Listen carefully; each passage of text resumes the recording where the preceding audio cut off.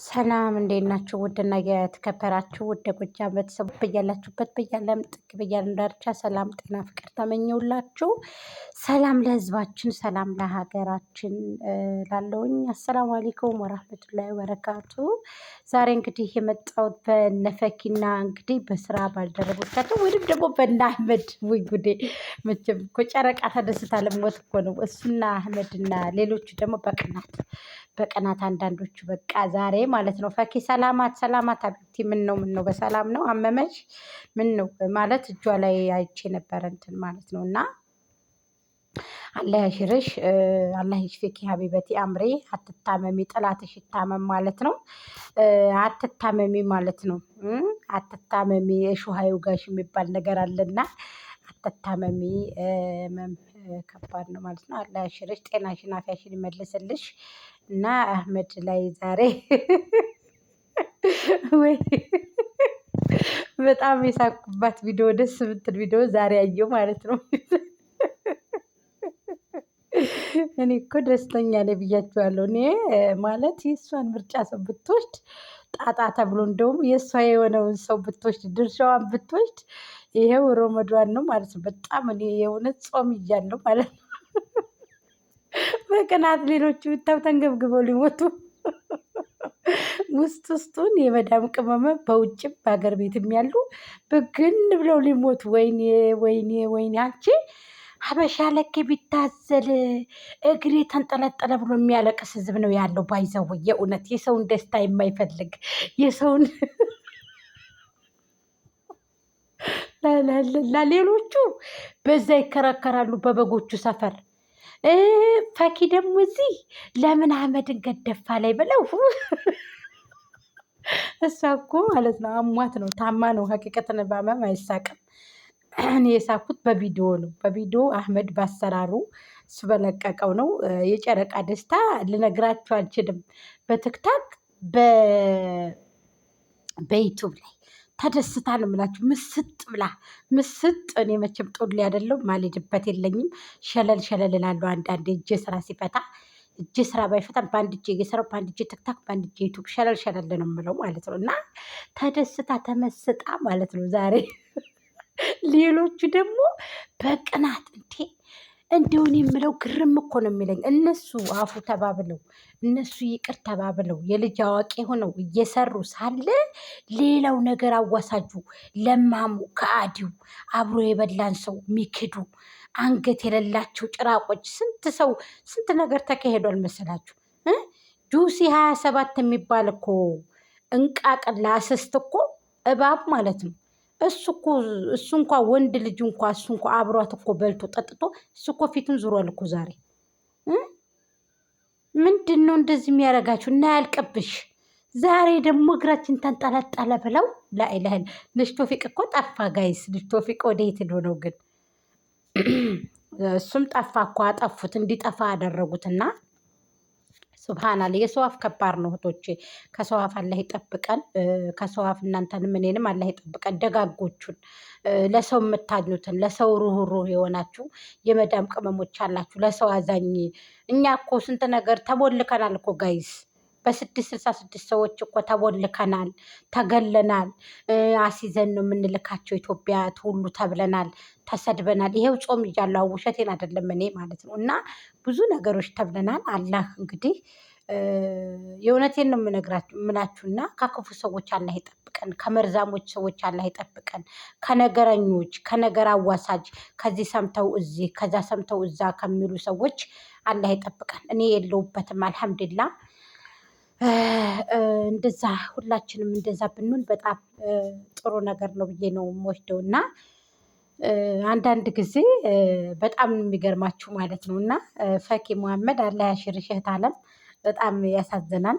እውነቴን ነው። እሷ አሟት ነው የእውነት ሀቂቀትን ማለት ነው። እና እየሄደች እኔም እንደ መኪና ላይ አሁን ልሄድ ስል ኢትዮጵያ ውስጥ እዛውን እንደዚህ ነው። እዚህ ሀገር ግን እንደዚህ የለም።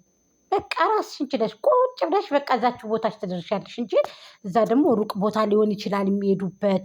በተለይ የምትወዱት ሰው ጋራ የምታፈቅሩት ሰው ጋራ ረጅም መንገድ ስትሄዱ ያው የሚያምር ሰው ጋራ ስትሄዱ ተመልከቱ።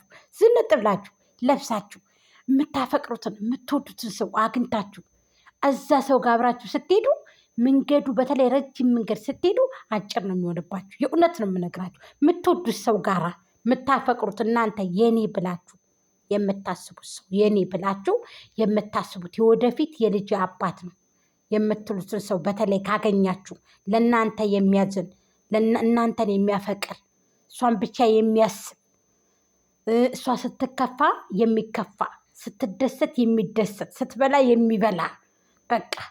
ስለዚህ ያንን ሰው ሲገኝ በጣም መልካም ነው አይደል? እንደ ጋይስ ይሄ ግልጽ ነው አይደል?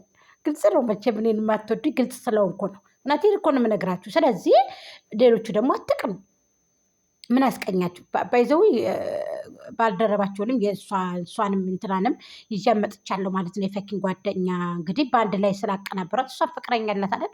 እኔ ባይዘዊ እሷ ልጅ መዱ ማለት ነው እሷ ልጅ ወንድሟ አይመስላችሁም? ግን ይዤው አልመጣሁም። ባይዘው እሱን ማለት እኔ ወንድሟን ማድረገው እስከዛሬ ድረስ ራሱ ብዙ ጊዜ ነው ሳቃቸው፣ ግን ወንድሟን የሚመስለኝ እኔ እሱ ልጅ እኔ ትክክለኛ ፍቅረኛሞች አይመስሉኝም እነሱ ልጆች። ወንድምና እህት ነው የሚመስሉኝ በነገራችን ላይ ማለት ነው። ብዙ እንግዲህ አታላይ አሉ። አታላይ ነች ያት ልጅ አታላይ ነች እንደተባለው ብዙ አታላይ ሰዎች አሉ። የገዛ ዘመዶቻቸውን የእህቶቻቸውን ልጅ ይዘው መጥተው ባለቤቴ ናት ሚስቴ ናት የሚሉ ሰዎች ስላሉ እኔ ብዙ ጊዜ ይሄንን ህዝብ አላምነውም። ባይዘወይ በተለይ የኢትዮጵያ ዩቱበሮችን አላምናችሁም። ባልና ሚስት ነን ብለው መጥተው መጨረሻ ላይ ሰውን አጃጅለው አሞኝተው ገለው ይሄዳሉ።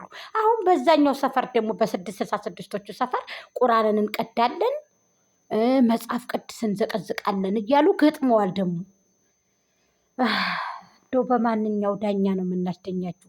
ዳኛ የለ ለዳኛ አትሰጡ፣ ፖሊስ የለ ለፖሊስ አትሰጡ። ምንድን ነው የሚባሉት እነዚህ ልዩ ኃይል ነው ምናምን የሚባሉት እነሱ ደግሞ ለእነሱ አትሰጡ። እነሱ የሉ ፈርሰዋል፣ የሉም። ለማንኛው ነው የምንሰጣችሁ? አላህ ይዳኛችሁ እንጂ አላህ ይዳኛችሁ።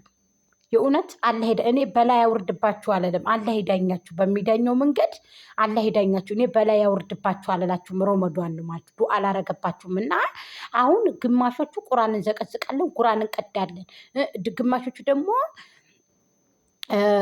እንትን ይሄ መጽሐፍ ቅዱስ እንዘቀዝቃለን እንቀዳለን ብለው ገጠሙ። ደግሞ በ666ቶቹ የተነሱ ኧረ ጋይስ በረድ በሉ አላህ ያብርዳችሁ ማለት ነው። እንደው ቢስሚላህ ረህማን ረሂም ምን አይነት በላ ነዋቸው ሰዎች፣ ምን አይነት ሙሲባ መጣብን።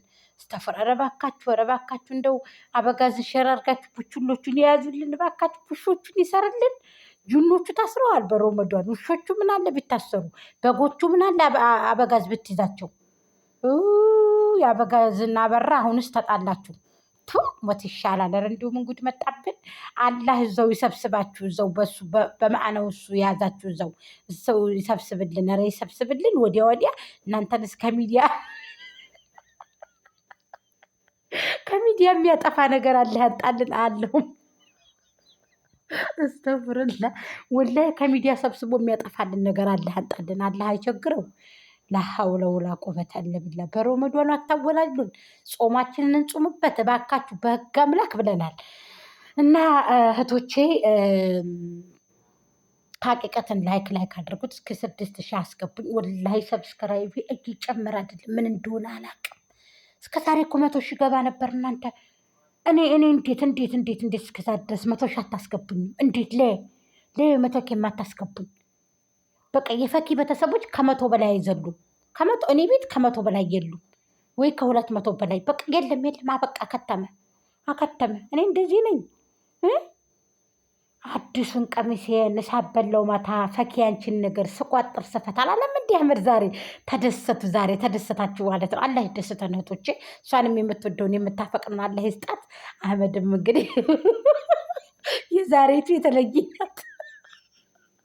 እኔ መቼም ሁለት ፍቅረኛሞች የእውነት ነው ውሸት ሳይሆን የእውነት የሚፋቀሩ ሰዎችን ወላሂ በጣም ነው የምቀናው። እኔ እውነቱን ልንገራችሁ፣ የእውነቱን ማለት ነው፣ የውሻሽት አይደለም ያልኳችሁ። የእውነቱን ተፋቅሮ ከልቡ ከአንጀቱ የገንዘብ ሳይሆን የእውነት የመነጨ ፍቅር ማያልቅ እንደ ውሃ የሚሄድ እንደ አባይ ውሃ የማይደርቅ ሁልጊዜ የሚጓዝ ፍቅር።